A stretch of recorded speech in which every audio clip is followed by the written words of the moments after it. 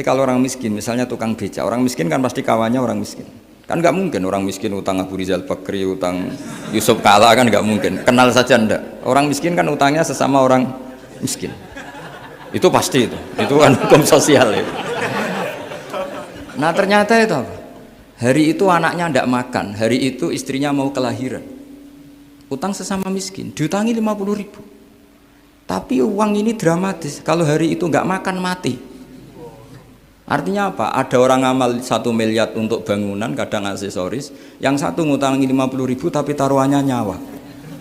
Nah sekarang menyelamatkan nyawa sama bangunan keren mana? Maka berbahagialah orang miskin karena komunitas mereka ini utang piutang urusan apa? Nyawa. Jadi ini lebih dramatis, lebih dramatis, lebih keren.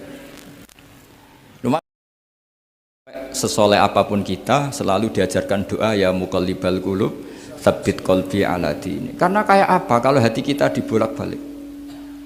Karena cara berpikir tentang Islam dan tentang ateis atau tentang kekafiran itu mirip satu visi. Makanya ini hati-hati mahasiswa karena senangnya berpikir sendiri. Ada ngelantur kemana-mana. Saya beri contoh. Sampean kalau sekarang masih miskin, berbahagialah. Karena miskin itu mudah jadi orang dermawan. Kalau orang sudah kaya itu ribet. Coba misalnya sampean jadi santri saya, tak contohkan. Biasanya santri kalau sama kiainya akan loyal. Kamu miskin punya ayam 2, tak minta 1 boleh enggak? Boleh, padahal itu 50%. Ya, terus punya uang 100.000, tak minta 50.000 kira-kira boleh enggak?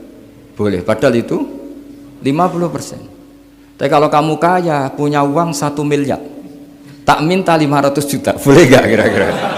Padahal itu berapa? 50%. Gampang mana dermanya orang kaya sama orang miskin? Untuk mengamal 50, itu mahasiswa yang masih miskin-miskin, uangnya hanya 100.000, neraktir temannya habis nggak masalah. Padahal itu berarti 100%. Uangnya 50.000 diminta temannya dikasihkan semua. Padahal itu aset satu-satunya. Nah, Sa'labah itu cara berpikir gitu sehingga Allah tersinggung. Saya beri contoh ya. Sa'labah itu singkat cerita kan kalau habis jamaah salam langsung lari pulang. Terus ditanya sama Nabi, kenapa kamu kesusu pulang gitu? Istri saya di rumah masih belum pakai baju karena gantian sama saya. Saking miskinnya tuh baju itu gantian. Sama nggak usah bayangkan lalu di rumah telanjang kayak apa, berarti kamu porno. Kamu porno berarti, tidak boleh. Pokoknya ceritanya seperti itu, tidak usah lari, gantian pakai itu. Singkat cerita, ya Rasulullah, saya ini didoakan kaya. Sampai 3 kali Nabi bilang bisa saja miskin itu lebih baik bagi kamu. Lama-lama sampai memaksa Nabi, akhirnya Nabi berdoa. Terus beliau kaya. Dan Sa'labah agak salah, dia nggak minta paket kaya barokah, tapi mintanya kaya saja, diturutin kaya. Pertama punya kambing di pegunungan ya, kalau di Arab itu kan kambing diletakkan di Jabalen, Mabinal Jabalen, di antara 2 lembah itu 40 sampai 80 sampai 4.000. Singkat cerita ketika 40 Nabi sudah memerintahkan sahabat diminta zakat. Berarti kalau 40 itu 1, kalau 80 kira-kira 2. Ya sudah gitu. Sebetulnya ketika 40 kalong 1 terkurangi 1 zakat itu kan ringan karena masih 39. Ya kayak tadi kamu punya uang 1 juta, jangan 1 juta, 500.000 sudah agak berat kamu. Tidak, gini saja, tak beri contoh betapa mudahnya dermawan bagi orang miskin.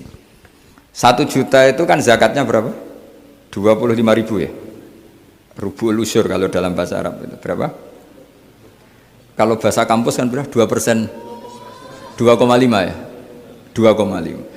Itu bahasa keliru sebetulnya. Sama ikut saya saja. Saya itu berkali-kali saya pernah garap matematika, cepet-cepetan mbak pakar matematika itu mesti cepet saya. Karena saya ini agak bedui. Orang bedui itu cara berpikir itu lebih gampang. Jadi kalau orang Arab, tak ajarin matematika Arab ya. Itu nggak ada porogapit. Jadi begini cara berpikir orang Arab itu berpikir bertahap. Ya kalau 2,5 itu kalau orang Arab bilang rubu'ul usyur apa? Rubu'ul usyur, 1/4 dari 10. Jadi kalau orang Arab berpikir bertahap. Jadi misalnya 1 juta, 1/10-nya berapa? 100.000. Terus 1/4-nya berapa? 25.000. Jadi disebut rubul usyur, 1/4 dari 1/10. Jadi 1 miliar, cari 1/10-nya dulu, 100 juta. Terus 1/4-nya. Sehingga nggak usah porogapit ruwet.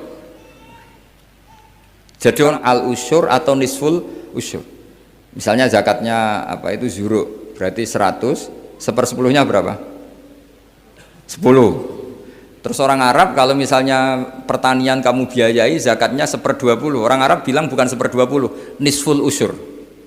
Berarti berapa? 100, usurnya 10, separuhnya 1/10, berarti 5. Lah 5 ini bahasa kamu apa? 1/20. Ya, bahasa orang kampus 5 kan 1/20, kalau 10 1/10. Kalau orang Arab bilang apa? Usyur atau nisful, kan gampang gitu. Ya saya ulang lagi ya, berarti kalau 1/10-nya 1 juta, usurnya berapa? 100, nisful usur 50. Ya, gampang mana matematika Arab sama matematika ini sama? Daripada sama dia porogaf itu pusing saya lihat itu. Ya sudah gitu aja, pokoknya diusurkan semua. Orang Arab kalau bilang itu diusurkan semua, berarti 1 juta. Misalnya zakat mal kan 2,5, berarti 1 juta usur dulu, berarti 100.000. Lah zakatnya itu rubul usur, 1/4 dari 1/10. Ya di 1/10 dulu, berarti 100. Habis itu rubul usur, 1/4 dari 1/10, berarti jadi gampang saja, 1 juta tulis saja langsung 100.000 usur, terus 1/4-nya 25. Gampang mana? Gampang lagi pakai kalkulator. Nah sekarang begini, kira-kira kalau kamu punya uang 1 juta diminta zakat 25.000, enteng nggak? Enteng. Biasa kan kita punya uang 1 juta naktir teman sampai habis 100.000, 200, enteng. Tapi kalau sudah 10 juta 10 juta berarti rubul usurnya berapa? 250. Kalau 1 miliar 25 juta. Wah itu sudah pikiran kamu kan bikin toko baru, bikin konter baru. Nah kalau 100 miliar berapa? 200. Nah sak labah ini ketika dimintai zakat ketika 40 enggak, masih kambing 40 enggak mau, 80 enggak mau, sampai hampir 4.000. Kalau 4.000 misalnya digawe rata-rata 51 aja, digawe bulat ya, berapa sebenarnya? Per 1.000 kan 20 ya kan? Per 1.000 kambing kalau dipakai 50 saja, per 1.000 kambing berapa? 20 kan? 20. Kalau 4.000 80. Kira-kira itu misalnya dipakai 50, apalagi itu 40 lebih banyak lagi. Akhirnya ngomentari sahabat yang disuruh Nabi ngambil zakat, wah ini tidak zakat, pemerasan. Karena jumlahnya sudah signifikan. Maka kalau kamu ingin dermawan sekarang, itu bisa dermawan 50%. Itu punya 2 ayam kurus lagi. Diminta masjid untuk syukuran, bawa aja. Punya kambing kurus 2, kata kamu hanya itu, ada panitia masjid minta sumbangan, kasih aja 1, sudah ngamal 50%. Tapi kalau punya sapi limusin 2 yang per 1 harganya 70 juta, kalau diminta 1 kan nilainya tetap 50%. Gampang mana orang miskin sama orang kaya ngamal? Orang miskin. Terus kedua hebatnya orang miskin itu kalau ngamal itu dramatis. Betul itu. Jadi makanya kenapa Nabi suka orang miskin. Loh, saya pernah ditanya, saya ini punya temen yang kaya raya, dia biasa ngamal 1 miliar 2 miliar, dia nggak terima sama fatwa saya, Gus kenapa Anda masih muji orang miskin, ngamalnya tuh banyak, saya sekali ngamal bisa 1 miliar, setengah miliar. Tapi kata saya, ngamal kamu itu tidak dramatis, nggak seru kata saya. Terus dia tanya, kok bisa Gus? Dia orang kaya, paling ngamal 1 miliar untuk bangun masjid, 1 miliar, setengah miliar bangun pondok, setengah miliar. Tapi kalau orang miskin, misalnya tukang beca, orang miskin kan pasti kawannya orang miskin. Kan nggak mungkin orang miskin utang Abu Rizal Bakri, utang Yusuf Kala, kan nggak mungkin. Kenal saja ndak. Orang miskin kan utangnya sesama orang miskin. Itu pasti itu. Itu kan hukum sosial ya. Nah ternyata itu apa? Hari itu anaknya ndak makan, hari itu istrinya mau kelahiran. Utang sesama miskin, diutangi 50.000. Tapi uang ini dramatis. Kalau hari itu nggak makan mati. Artinya apa? Ada orang ngamal 1 miliar untuk bangunan, kadang aksesoris, yang satu ngutangi 50.000 tapi taruhannya nyawa. Nah sekarang menyelamatkan nyawa sama bangunan keren mana? Maka berbahagialah orang miskin karena komunitas mereka ini utang piutang urusan apa? Nyawa. Jadi ini lebih dramatis ya, lebih dramatis, lebih keren. Makanya utang piutang orang miskin itu paling diabadikan Quran karena lebih keren, lebih keren. Karena nyawa apa? Loh saya ini kan termasuk kecil sudah kiai agak keren, sudah kiai agak mapan. Itu kalau orang-orang kaya nawarin saya paling Gus nggak ganti mobil, nggak ganti aksesoris mobil itu. Itu nggak keren. Al-Nadikan tetap ngamal pun nggak keren. Tapi kalau orang miskin, saya sering kan dengar cerita mereka orang itu ngeri. Kayak cerita yang diabadikan Quran itu, wa yu'thiruna ala anfusihim walau kana bihim khassasah. Itu Nabi ngumumkan saya punya tamu tapi hari ini saya tidak bisa hormat tamu. Ada sahabat yang usul, saya ya Rasulullah. Perlu dicatat dulu di Arab tuh nggak ada warung, nggak ada GoFood, nggak bisa kamu pesen online terus. Wah nih nanti delivery gitu nggak bisa. Nah terus akhirnya datang ke rumahnya, datang istri saya ada makanan ada hanya untuk jatahnya bayi.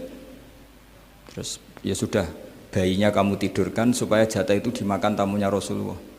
Tapi kan jatahnya orang satu, tamunya akan malu kalau nggak ada yang nemanin. Terus ya sudah lampunya dimatiin, pura-pura kamu nemanin. Wos yang satu ya ada piring sama sendok pura-pura nemanin, yang satu makan betul. Itu diabadikan Quran. Karena apa? Dramatis gitu. Sehingga pagi-pagi dia datang ke Nabi, kamu punya amal apa? Sehingga tadi malam ada ayat wa yu'thiruna ala anfusihim walau kana bihim khassasah. Mereka mengalahkan kepentingan dirinya sendiri meskipun punya kepentingan sendiri demi tamu tadi. Terus cerita dia, kita tamu tadi malam ya Rasulullah, yang saya sanggup menghormat, sebenarnya saya tidak punya apa-apa, hanya jatah bayi. Itu aja dramatis, bayinya ditidurin dulu, tapi tidak disuntik ganja, tidak ditidurin. Ditidurin biasa nanti kan, ditidurin biasa. Terus suami saya pura-pura nemani, lampu dimatikan.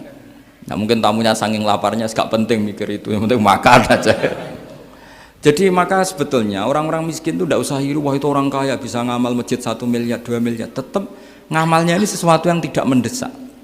Tapi sesama orang miskin, kalau temannya minta tolong itu mesti dramatis. Istri mau kelahiran, kematian, kelaparan, pokoknya yang diselamatkan itu seru semua. Artinya gini ya, kalau miskin ya nikmati saja, itu ada peluang untuk menyalip pahalanya orang-orang. Tapi yang kaya ya tetap kaya. Kalau semuanya miskin, nanti yang miskin kerja di mana kalau semuanya miskin? Ya kembali ke tadi, ke ilmu khitab. Kalau ini tidak dipelajari, maka orang khawarij ini megang otoritas. Tidak bisa. Mereka enggak menguasai pintu surga maupun pintu neraka, enggak bisa. Mereka dengan seenaknya, tobatnya orang yang pernah gini enggak diterima. Tidak bisa. Wilayah nerima tidak itu wilayahnya Allah Subhanahu wa Ta'ala. Sehingga kita tetap berpendapat sesuai eksplisit yang ada di Quran. Walillahi mulkus samawati wal ardi, apa? Yaghfiru liman yasha wa yu'adzibu man yasha. Sehingga enggak boleh kita pegang otoritas agama, enggak boleh. Kita hanya bisa menjelaskan. Kalau pegang enggak boleh. Misalnya saya dengan sampean surganya dulu mana? Bisa saja dulu jenengan. Kok bisa Gus? Iya kan mungkin wah keren ngaji tawaduk mau. Mungkin saya dari bab tawaduk keren sampean. Di bawah saya di atas, di bab tawaduk keren sampean. Sehingga kalau surga kok jalurnya tawaduk mesti dulu sampean. Karena sampean di bawah saya di atas. Tapi saya nanti protes sama Allah. Protesnya gini, posisi saya diperintah ya. Gayanya mereka duduk di bawah, tapi merintahkan saya supaya mau mengajar. Jadi nggak ada sopan-sopannya karena mereka merintah ya. Ya terutama di PPAI apa? Oh itu nggak sopan sekali karena merintah. Sehingga kalau yang dipandang, makanya masyhur itu kan, ada wali itu yang satu jadi wali karena sholat di shaf awal, keren kan, shaf awal fadilahnya utamanya kan luar biasa. Yang satu kalau sholat tuh di belakang terus, tapi juga jadi wali. Yang depan agak protes, ya Allah kenapa ini jadi wali padahal sholatnya di belakang. Jawabannya lucu yang di belakang. Kenapa? Saya itu malu. Saya ini masih banyak dosa, banyak salah kok di depan. Kok kayak suci sendiri aja. Jadi kalau kamu sowan sama raja atau sama kiai, yang paling depan itu kan yang kepedean. Dia milih yang belakang, jadi sopan aja, agak terlalu deket gitu. Orang itu tidak pernah tahu. Kadang-kadang Allah itu kita tidak pernah tahu. Andai kan boleh dibahasakan, kita tidak pernah tahu cara berpikir Tuhan. Jadi Allah itu zat yang mau, ya itu tadi otoritasnya penuh.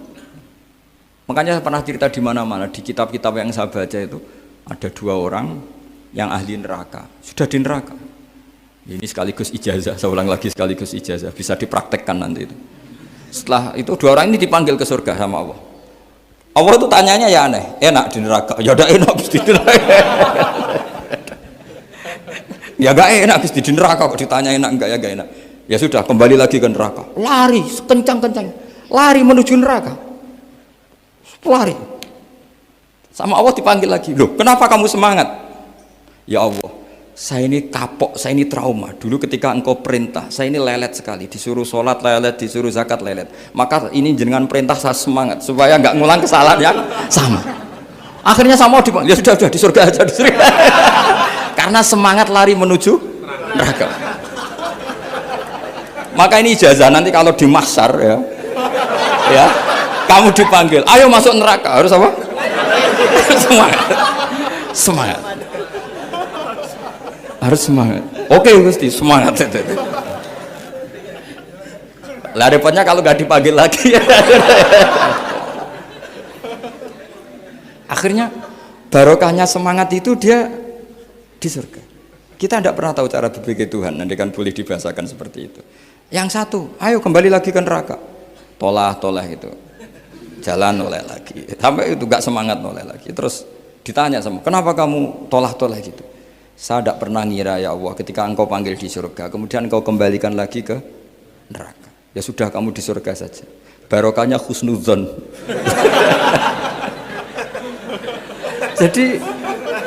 jadi Tuhan itu unik. Makanya dalam tradisi ulama itu ad-dinu ar-riwayah, agama itu riwayat. Sebagian diredaksikan inna hadzal ilma dinun fangzuru amman ta'khuduna dinakum. Agama ini, ilmu ini agama, maka lihat riwayatnya. Karena kita tidak pernah tahu cara berpikir Tuhan. Kita harus mengikuti riwayat yang diutarakan Rasulullah SAW. Karena kita tidak pernah tahu.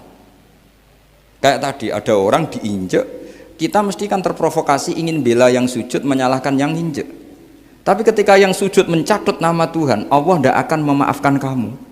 Itu Tuhan tersinggung karena sifatnya direduksi satu, diambil satu, disembunyikan satu. Loh ada kan dia begini mungkin malah Allah maklumi. Saya tidak akan maafkan kamu. Enggak apa-apa Allah, kan saya. Kan tidak mencatut namanya Allah. Selama hidup saya tidak akan maafkan kamu. Allah nggak akan tersinggung. Karena dia sebagai manusia tentu punya dendam, punya rasa mangkel, punya emosi. Tapi kalau ketika bilang Allah tidak akan maafkan kamu, berarti dia mencatut statusnya Allah. Dan Allah disifatkan hanya satu dari sifatnya Allah, yaitu hanya sifat menyiksa. Padahal Allah punya sifat memaafkan. Ini hati-hati bagi orang-orang soleh, orang-orang yang terlalu berpikir keras dalam Islam, nggak boleh seperti itu. Masyhur itu kan, ada satu perkampungan yang sering secara masif terstruktural mau menghabisi Nabi, yaitu namanya kampung Usoyyah, Ro'lan sama Zakwan. 3 kampung ini sering koalisi mau menghabisi Nabi. Sampai Nabi sering kunut nazilah, Allahumma an Ro'lan wa Zakwan wa Usoyyat asad Allah wa Rasulah. Sering dipasutkan gitu. Tapi Allah malah turunkan wahyu, Muhammad, kamu tidak boleh intervensi saya seperti itu. Bisa saja mereka dapat hidayah. Semenjak itu Nabi meninggalkan kunut nazilah.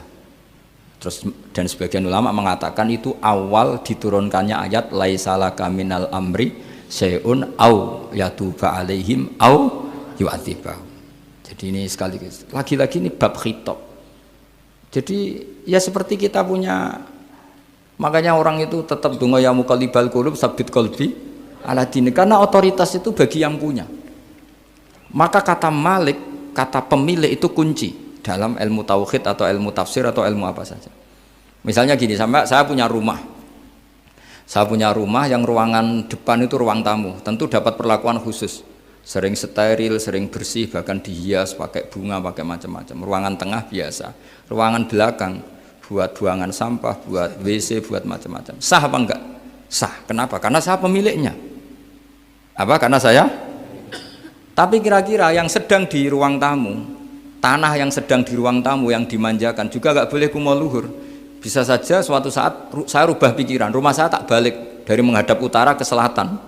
Yang dulu WC jadi ruang tamu, yang ruang tamu jadi WC. Langsung perlakuannya rubah 180 apa derajat, bisa 360 derajat. Nah itu yang di sini nih, kenapa orang soleh pun tetap takut sama Allah, karena Allah tuh yaf'alu ma yasha, bisa melakukan apa saja. Sehingga tradisinya ulama ketika zaman ini sudah rusak seperti ini, ulama-ulama tidak ada yang khawatir, karena Allah mensifati dirinya Al-Hadi sebagai zat penunjuk. Coba kita sudah tidak ditungguin nabi, nggak ditungguin wali, nggak ditungguin orang-orang soleh dulu, tapi agama itu ya jalan sampai sekarang. Ada orang ngaji, ada orang sholat, ada orang zakat. Andaikan agama itu diserahkan manusia, sudah kita tidak bisa mempertahankan agama ini di zaman seperti ini. Tapi karena Allah itu Al-Hadi, zat yang memberi petunjuk, dan sifat Allah Ta'ala pasti tata'atsaru bi khalqih, pasti ada akibatnya di makhluk. Seperti Allah mensifati dirinya Ar-Razzaq, yang memberi rizki. Buat zaman buyut-buyut perang dijajah Belanda ya tetap makan, ya tetap kawin. Kadang istrinya banyak padahal zaman jajan Belanda.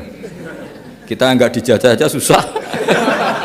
Dulu itu babah kamu istrinya satu atau dua, buyut-buyut kamu banyak yang dua padahal miskin. Karena Allah mensifati dirinya Ar-Razzaq. Mbok keadaan kayak apa orang tetap dapat rezeki. Begitu juga Allah mensifati dirinya Al-Hadi. Mbok keadaan dunia rusak kayak apa tetap ada yang dapat hidayah. Jadi kamu tidak usah khawatir terhadap agama ini, karena Allah mensifati dirinya apa? Al-Hadi, zat yang memberi petunjuk.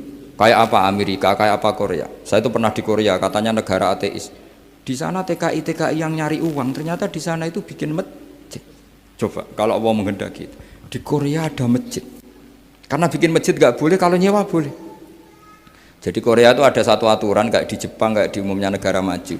Yang sudah fungsi sosial itu tetap sosial, nggak boleh menambah yang baru. Jadi kalau dari gereja dibeli masjid boleh, tapi kalau tanah lapang dipakai masjid nggak boleh karena ngurangi tanah. Tapi kalau dari gereja jadi masjid boleh, dari bar untuk masjid boleh, dari pantai asuhan jadi masjid boleh. Pokoknya yang fungsi sosial. Saya pernah ngaji di masjid itu, bawahnya bar, atasnya gereja, atasnya lagi masjid. Kadang ya balik masjid dulu, bar, baru gereja. Karena memang yang sudah kawasan sosial ya kawasan publik ya untuk publik. Kita tidak pernah mengira kalau di sana ada tauhid. Tapi Allah itu Al-Hadi, apa? Allah itu Al-Hadi. Sehingga ya delala ada orang Indonesia kerja di sana, terus nuraninya tersiksa kalau tidak ada tempat sujud. Akhirnya mereka urunan bikin masjid. Itu banyak yang santri saya bersering ngaji saya. Ya saya ulang lagi ya. Jadi cara mikir khitab sama Allah gitu dulu ya. Enggak boleh kamu berpikir khawarid yang membatasi kekuasaan atau hidayatnya Allah Subhanahu wa Ta'ala. Karena kita tidak pernah tahu. Sa'laba ngomong gitu itu masalah besar. Karena mengatakan kekasihnya Allah itu pemungli. Karena tadi, wah ini tidak zakat lagi tapi apa? Pungli. Ini apa? Pemerasan. Karena tadi jumlahnya sudah sekitar 4.000, zakatnya kan banyak sekali. Makanya saya mohon, saya model di UI itu setuju kalau zakatnya dimulai dari kecil lebih ringan. Misalnya kita gaji 1 juta dipotong 25.000 kan ringan, tapi kalau gaji kamu 1 miliar kan mendingan untuk bayar supir, buat yang jaga gudang, kan mesti pikir aja sudah macam-macam daripada dipakai zakat. Ya, jadi diantara menganalisis Quran adalah apa? Dudukkan Allah sebagai malikul umur kulliha, yang menguasai semua urusan. Tapi kalau kita apapun hebatnya hanya sebagai ulama, hanya sebagai mufti, hanya sebagai kiai, itu tidak punya otoritas. Sehingga misalnya banyak kan, misalnya anak yang kita cintai, kita modali malah bangkrut, yang tidak kita modali malah kaya, karena urusan tidak di tangan kita, tapi di tangan Allah Subhanahu wa Ta'ala. Masjid juga gitu. Masjid yang dikelola secara sehat, ramai jamaahnya gini-gini, itu dikelola oleh manajemen. Ada masjid yang kelihatannya sepi, jamaahnya ya sedikit apa, tapi kadang-kadang diridhoni Allah. Kenapa? Karena masjid itu enggak menjadi problem sosial bagi komunitasnya. Saya beri contoh, masjid ramai tentu baik, enggak perlu saya ceritakan, karena masjid ramai itu ya mesti baik. Masjid yang banyak jamaahnya tentu baik, itu enggak usah dibicarakan. Tapi ada beberapa masjid yang sepi, tapi Allah itu suka. Kenapa? Karena lembaga agama itu enggak boleh mengganggu sistem sosial. Jadi kita tidak pernah tahu cara berpikir Nabi. Yaitu banyak kan sahabat habis sholat duhur ba'diyah di masjid, qobliyah di masjid. Apa kata Nabi? La taj'alu buyutakum kuburan, cung nak apik aja mbok entek-entekno ning masjid. Omam ya bagai keapian. Rumah kamu jangan jadikan kuburan. Jadi sholat sunatnya di masjid, ba'diyahnya di masjid. Pulang-pulang tanya, "Mah, makannya di mana?" Terus marah-marah karena kurang disediakan makanan. Kan lucu kan? Di masjid qobliyah, ba'diyah pulang-pulang tanya apa? Makanan. Tersinggung lagi kalau belum disediakan. Akhirnya apa? Anak-anak kita yang kecil kenangan melihat bapaknya itu apa? Bapak itu orang yang kalau dari masjid tanya makanan dan marah kalau tidak kesampaian. Coba kalau kamu datang dari masjid sholat, kenangan anak kamu apa? Bapak itu orang yang kalau datang dari pergi sholat. Sehingga kenangan anak-anak kita ini melihat kita sholat sujud di rumah. Jika Nabi membahasakan apa? Jangan jadikan rumah kamu sebagai kuburan, kasih jatah sholat. Sehingga ulama mengatakan jamaah itu paling baik itu di masjid untuk jamaah fardu. Untuk sholat sunat beberapa malah sebaiknya di rumah. Sehingga saya ini sebagai kiai ya sering bingung. Bingungnya kadang ada orang terlalu overacting, ingin masjidnya ruame sehat. Yang satu enggak. Saya ini sering dipamiti, ya saya akhirnya bingung. Bingungnya ya barokahnya ngalim itu bingung, kalau nggak ngalim malah nggak bingung. Karena ya sudah harus gitu. Sampai tak beritahu ya. Nabi awal ngendikan itu ju'ilat lanal ardu kulluha masjidan. Semua tanah Allah itu hakikatnya masjid. Apalagi ini rumah kita. Anak kita biar menyaksikan saat kita sujud, saat kita baca Quran, saat kita ngaji. Kalau semua ini di masjid, kemudian Anda di rumah taunya makanan, menuntut ngopi, menuntut kenangan di keluarga kita kurang baik. Makanya Nabi membahasakan apa? La taj'alu buyutakum kuburon. Jangan jadikan rumah kamu sebagai kuburan. Apalagi ada pepatah lagi, al-ummu madrasatul ula, ibu adalah madrasah pertama. Coba kalau kita ngajarin Quran di rumah, ya tentu masjid ya tetap ada kegiatan, tapi jangan sampai mematikan rumah.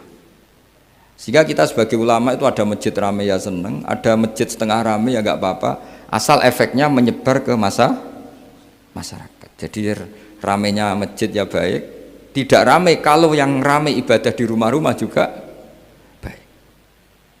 Maka dulu zaman Nabi Musa malah istilahnya waj'alu buyutakum qiblatan wa aqimus sholat. Jadikan rumah kamu sebagai kiblat, sebagai tempat ibadah.